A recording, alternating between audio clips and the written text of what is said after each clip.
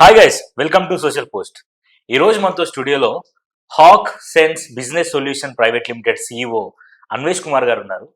అసలు ఈ బిజినెస్ ఏంటి? అసలు వాళ్ళు అక్కడ ఏం చేస్తున్నారు? స్టార్టప్ కంపెనీస్ కి వీళ్ళు ప్రొవైడ్ చేస్తున్నారా, లేకపోతే ఎలాంటి టైప్ ఆఫ్ బిజినెస్ ని వాళ్ళు ప్రొవైడ్ చేస్తున్నారు అనేది సార్తో మాట్లాడి మనం తెలుసుకుందాం. హాయ్ సార్, హాయ్ అండి. ఎలా ఉన్నారు సార్? ఫైన్ అండి. మీరు ఎలా ఉన్నారు? Yeah fine sir, thank you.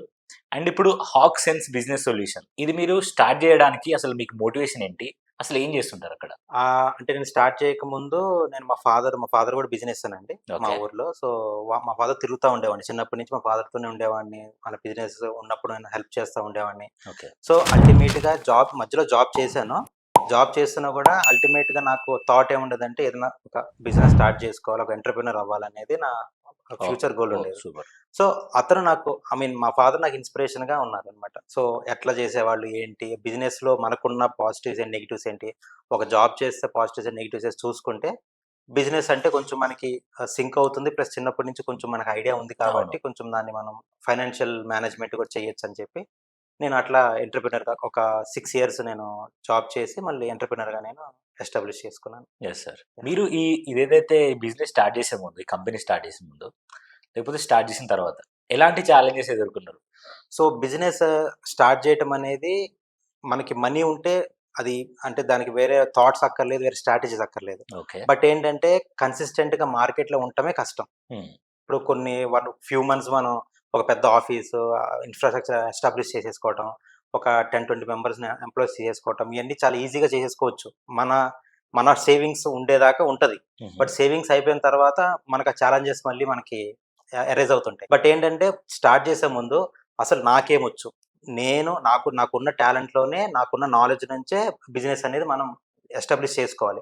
నాకు రాని ఫీల్డ్‌లోకి నేనెళ్ళాననుకోండి, వేరే వాళ్ళ మీద డిపెండ్ అయ్యి ఉంటాను. నా ఓన్‌గా నేను డెసిషన్స్ తీసుకోలేను. హ్మ్. సో, ఒక బిజినెస్ స్టార్ట్ చేయాలంటే దానికి అసలు మార్కెట్‌లో ఎలా ఉంది? మార్కెట్ అనాలిసిస్ చేయాలి. హ్మ్. తర్వాత దానికి సంబంధించిన స్ట్రాటజీస్ అన్నీ అంటే ఏ విధంగా మనం మార్కెట్‌లోకెళ్ళాలి? ఎట్లా మనం చేసుకోవాలి? Financial management. Yes. Yes. Every month మనం ఎంత బడ్జెట్ పెట్టుకోవాలి? దానికి మనం ఎట్లా దాన్ని అంటే క్వాలిటీగా ఎట్లా యూజ్ చేసుకోవాలి? సో, ఇవన్నీ ఇంపార్టెంట్. సో, హ్మ్.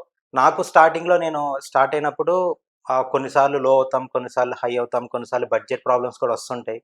అవును. బయటికి మాత్రం బిజినెస్ ఒక కంపెనీ అన్నట్టు ఉంటది గానీ, లోపల జరిగే స్ట్రగుల్స్ అన్నీ జరుగుతూనే ఉంటాయి. ఓకే. బట్ అవి కూడా మనం ఓవర్‌కమ్ అవుతూ, ఆ ఫైనాన్షియల్ డిసిప్లిన్ చూసుకుంటూ, ఎంత కన్సిస్టెంట్‌గా మనం మార్కెట్‌లో ఉంటే, అంత మనం డెవలప్ అవ్వటానికి ఈజీ ఉంటది. ఓకే. స్ట్రగుల్స్ అనేది అది మనం తీసేయలేము.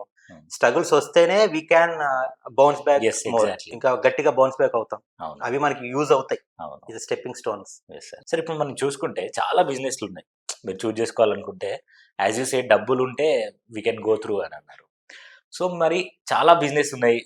ఇప్పుడు డబ్బులు మనం పెట్టగానే వచ్చే బిజినెస్‌లు చాలా ఉన్నాయి. బట్ అలాంటివి కాకుండా why you choose this particular ఏంటి? యాహ్! సో, నేనేంటంటే సాఫ్ట్‌వేర్ డెవలపర్‌ని. ఓకే. నేను ఇంజినీరింగ్ అయిపోయిన తర్వాత 2012లో నేను KLC Vijayawada. It's now KL university. Yes. Yes. 2012లో పాస్డ్ ఔట్ అయ్యాను. అయిన తర్వాత అక్కడ హెచ్‌సీఎల్ క్యాంపస్ బేస్డ్. సో, హెచ్‌సీఎల్‌లో నాకు జాబ్ డిలే చేసినప్పుడు నేను మళ్ళీ ఇన్ఫోసిస్‌లో జాయిన్ అయ్యాను. అవును. ఇన్ఫోసిస్ నుంచి మళ్ళీ ఐబీఎం. సో, నాకేంటంటే ఈ ఈ టెక్నాలజీ మీద, ఈ సాఫ్ట్‌వేర్ దీని మీద నాకు కొంచెం ఐడియా ఉంది కాబట్టి, హ్మ్. దీని రిలేటెడ్‌గానే ఎళ్తే ఇంకొంచెం నేను స్ట్రాంగ్‌గా వర్కౌట్ చేయగలను అని ఉంది. చెస్. సో, మనకున్న ప్రాఫిటబుల్‌తో పాటు మనం ఎంతవరకు ఎక్స్‌పోజ్ చేయగలం? మనకున్న టాలెంట్‌ని ఎంతవరకు మనం వి కెన్ షేర్ హ్మ్. అనేది నేను ఆలోచించినప్పుడు ఈ టెక్నాలజీ మీద, ఈ సాఫ్ట్‌వేర్ మీద నాకు కొంచెం గ్రిప్ ఉంది కాబట్టి దీని మీద నేను వర్కౌట్ చేయొచ్చని చెప్పి customize software development, HR solutions. Hmm. అంటే many people are many employees will work on our payrolls in another companies అంటాం. So, yeah! పేరోల్ ప్రాసెసింగ్ చేస్తుంటాం. యాహ్! మా ఓన్ సాఫ్ట్‌వేర్ డెవలప్‌మెంట్ టూల్స్ ఉన్నాయి. ట్రైనింగ్ అండ్ ఇంటర్న్‌షిప్ ప్రోగ్రామ్స్ కూడా provide చేస్తుంటాం. Okay sir. చాలా ఇంట్రెస్టింగ్‌గా ఉంది. అంటే సాఫ్ట్‌వేర్ డెవలప్ చేస్తున్నా అన్నారు. యాహ్! కొంచెం దాని గురించి కూడా డిస్కస్ చేస్తే బావుంటది. అండ్ అసలు మీ టార్గెట్ ఏంటి? మీరు ఏం పెట్టుకున్నారు టార్గెట్ అని? అంటే ఇప్పుడు నేను ఓన్ టూల్ అండి. 3 టూల్స్ ఉన్నాయి నాకు. Okay sir. RMS, HRMS, CRM. So, RMS అంటే రిక్రూట్‌మెంట్ మేనేజ్మెంట్ సిస్టమ్.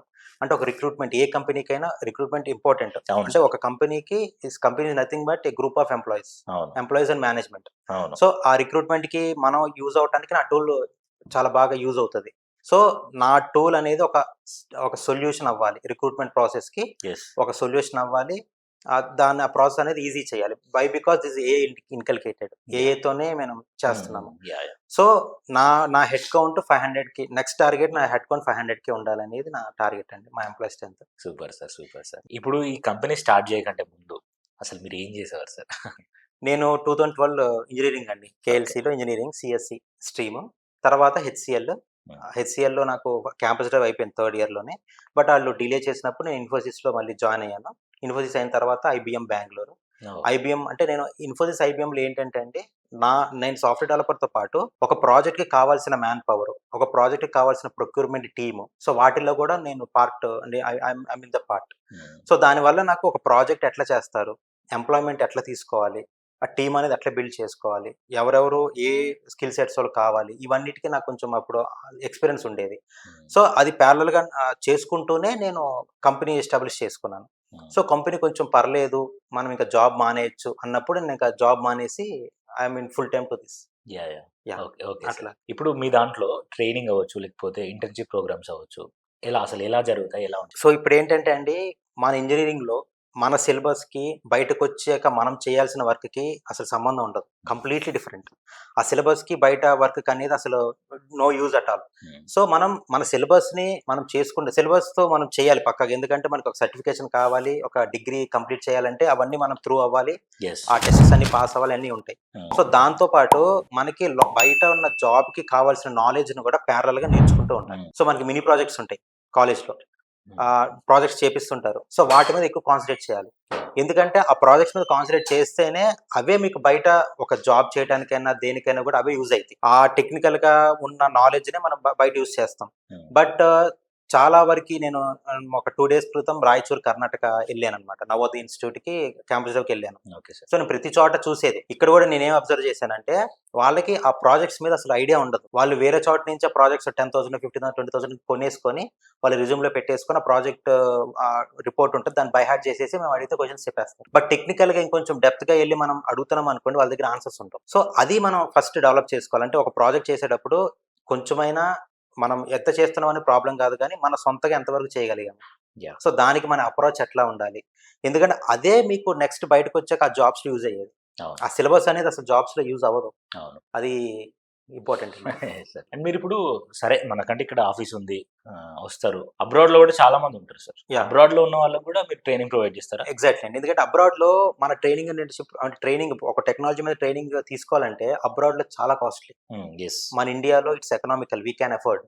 సో ఎవరైనా ఇంజనీరింగ్ నుంచి బయటకు వచ్చిన తర్వాత ఏదో ఒక టెక్నాలజీ మీద ట్రైనింగ్ తీసుకోవాలి. ఓకే, మాకు ఒక ఇంటర్వ్యూ ఇస్తున్నాం అనుకోండి, ఒక ఇంటర్వ్యూ ఇచ్చే ముందు మనకంటే ఒక స్కిల్ సెట్ ఏముంది మన దగ్గర, ఒక టెక్నాలజీ మీద నాకు ఒక నాలెడ్జ్ ఎంత ఉంది అనేది, అది ఫస్ట్ మనం చూసుకోవాలి. నార్మల్గా మనం ఇంటర్వ్యూస్ ప్రొవైడ్ చేసాం అనుకోండి, ఇంటర్వ్యూస్ ఛాన్సెస్ వేస్ట్ అయిపోతాయి మనకి. ఇప్పుడు ఇంటర్వ్యూస్ ఛాన్సెస్ రావటమే చాలా తక్కువ. సో ఎందుకంటే ఒక కంపెనీలో మనం ఇంటర్వ్యూ చేసిన తర్వాత మళ్ళీ ఫ్యూ మంత్స్ దాకా మళ్ళీ అదే కంపెనీ ఇంటర్వ్యూ ఇవ్వకూడదు, ఆ నామ్స్ ఉంటాయి. సో ఫస్ట్ మనం ట్రైనింగ్ తీసుకోవాలంటే ఏ ట్రైనింగ్ ఇన్స్టిట్యూట్కి వెళ్ళినా ట్రైన్ తీసుకుంటారు. బట్ ఏంటంటే మా దగ్గర డిఫరెన్స్ ఏంటంటే, ప్రాక్టికల్ గా మేము నాలెడ్జ్ ప్రొవైడ్ చేస్తాము, హ్యాండ్స్ ఆన్ ఎక్స్పీరియన్స్ ప్రొవైడ్ చేస్తాము. ఆల్రెడీ మా దగ్గర ప్రాజెక్ట్స్ ఉంటాయి కాబట్టి దాని మీద ప్రాజెక్ట్స్ మీద వర్కౌట్ చేపిస్తాం. ఆ ట్రైనింగ్ అయిపోయిన తర్వాత మేము అసెస్మెంట్ టెస్ట్ పెడతాం అనమాట. అది పెట్టినప్పుడు ఎవరైతే కొంచెం మనకి మంచిగా పర్ఫామ్ చేస్తారో వాళ్ళని ఇంటర్న్షిప్ గా మా కంపెనీలోకి తీసుకొని వాళ్ళకి స్టైపెండ్ ప్రొవైడ్ చేస్తాం. దాని తర్వాత అటు ఇంటర్న్షిప్ అయిపోయిన తర్వాత మా క్లయింట్స్ లోనే ఎక్కడన్నా వాళ్ళ ప్రొఫైల్ కి ఫిట్ అయ్యే ఓపెనింగ్స్ ఉంటే మేము రిఫర్ చేసి వాళ్ళని ఇంటర్వ్యూస్ కి పంపించి వాళ్ళని we can support them. So అది మా మోడల్. సో అబ్రాడ్ లో కూడా ఏమవుతుందంటే అండి, ఇప్పుడు మనం చదువుకున్నప్పుడు పక్క పార్ట్ టైం జాబ్స్ చేసుకుంటారు అబ్రాడ్ లో. సో ఫుల్ టైం జాబ్స్ రావాలంటే ముందు వాళ్ళ మాస్టర్స్ కంప్లీట్ చేయాలి.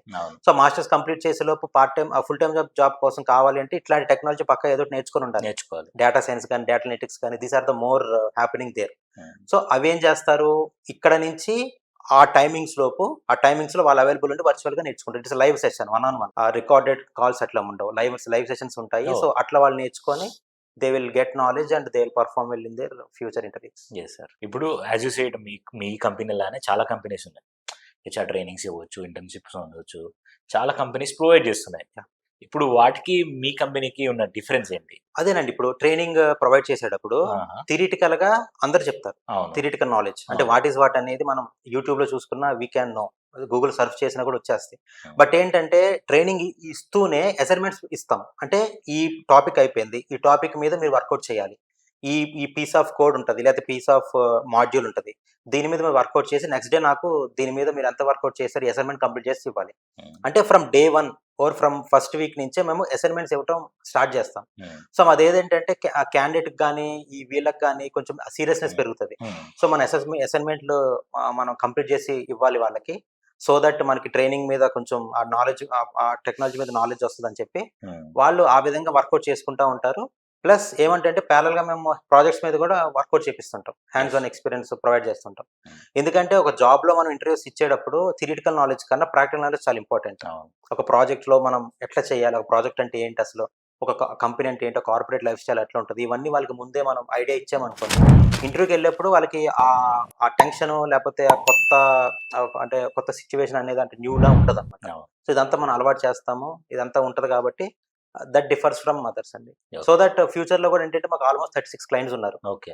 సో ఎవ్రీ డే మేము ఆన్ అన్ యావరేజ్ 10 ఓపెనింగ్స్ మీద మినిమమ్ 10 ఓపెనింగ్స్ మీద వర్కౌట్ చేస్తుంటాం. సో ఈ ట్రైనింగ్ కంప్లీట్ చేస్తే వాళ్ళకి ఎక్కడైనా ఈ ఈ ఓపెనింగ్స్‌లో వాళ్ళ ప్రొఫైల్ ఎక్కడైనా సింక్ అయితే మేము రిఫర్ చేస్తాం వాళ్ళని. రిఫర్ చేస్తే సో దట్ ఎట్లాగో 3-4 మంత్స్ వాళ్ళు మంచిగా నాలెడ్జ్ తెచ్చుకుంటారు కాబట్టి వాళ్ళకి ఫస్ట్ ఛాన్స్‌లో సెకండ్ అటెంప్ట్‌లోనే they can through well. Yes sir. Yes sir. ఇప్పుడు ఒక సక్సెస్‌ఫుల్ ఎంటర్‌ప్రెన్యూర్ అవ్వాలంటే యాహ్! ఎలాంటి క్వాలిటీస్ ఉండాలి? అండ్ ఎలా ఉంటే సక్సెస్ అవుతాం అసలు? సో సక్సెస్ అనేది మనం పెట్టుకున్న గోల్ అండి. మనం అనుకున్న గోల్, మనం పెట్టుకున్న నెక్స్ట్ టార్గెట్స్ అనేది. Yes. Yes. So main financial discipline ఉండాలి. Financial management. సో మనకున్న వర్క్‌కి ఎంతమంది ఎంప్లాయీస్ అవసరం? వాళ్ళకి ఎంత మనం బడ్జెట్ పెట్టాలి? ఇన్‌ఫ్రాస్ట్రక్చర్‌కి ఎంత బడ్జెట్ పెట్టాలి? మార్కెటింగ్‌కి ఎంత పెట్టాలి? బిజినెస్ అనాలిసిస్‌కి ఎంత పెట్టాలి? ఇవన్నిటికి మనం ఒక బడ్జెట్ ఏసుకోవాలి. ఏసుకొని మనకున్న మనకున్న బడ్జెట్ ఎంత? మనకున్న అవైలబుల్ ఫండ్ ఎంత? అది రొటేట్ చేసుకుంటే మనం ఎట్లుంటాము? సో దాంతో పాటు డిఫరెంట్ ఐడియాస్‌తో మనం వర్కౌట్ చేస్తుండాలి. ఇప్పుడు మనం ఒక స్ట్రాటజీ అనుకుంటాం. కొన్ని డేసో, కొన్ని మంత్సో మనం ఫాలో అవుతాం. అది వర్కౌట్ అవ్వట్లే. గివ్ అప్ ఇయ్యకుండా ఇంకో స్ట్రాటజీ ఆల్రెడీ ప్లాన్ బి రెడీగా పెట్టుకోవాలి. యెస్. అది వర్కౌట్ అవ్వట్లే. Third strategy. అట్లా మన స్ట్రాటజీస్ వర్కౌట్ చేసుకుంటా ఉంటే ఎట్ ఎనీ కాస్ట్ ఒక టైంలో we can have our turning point. Yeah! So ఉండకూడదంటే కన్సిస్టెన్సీ అండి. ఎక్కడన్నా మనం నార్మల్‌గా ఇట్లా మనం ఒక స్ట్రాటజీ అనుకున్నాము. వర్కౌట్ అవ్వలేదు. మనం ఇంకేం చేస్తాం? ఇంకా మనకు వర్కౌట్ కాదు ఇంకా వదిలేద్దాము అని చెప్పి వదిలేస్తాం. అవును. అట్లా కాకుండా దాని మీద వర్కౌట్ చేసుకుంటా కొంచెం కన్సిస్టెంట్‌గా ఉండి ఆ స్ట్రాటజీస్ ఫాలో అవుతా ఉంటే ఓపిక ఉండాలి మెయిన్. పేషెన్స్ ఉండాలి. ఫైనాన్షియల్ డిసిప్లిన్ ఉండాలి. ఆ 2 ఉంటే వి క్యాన్. Okay sir.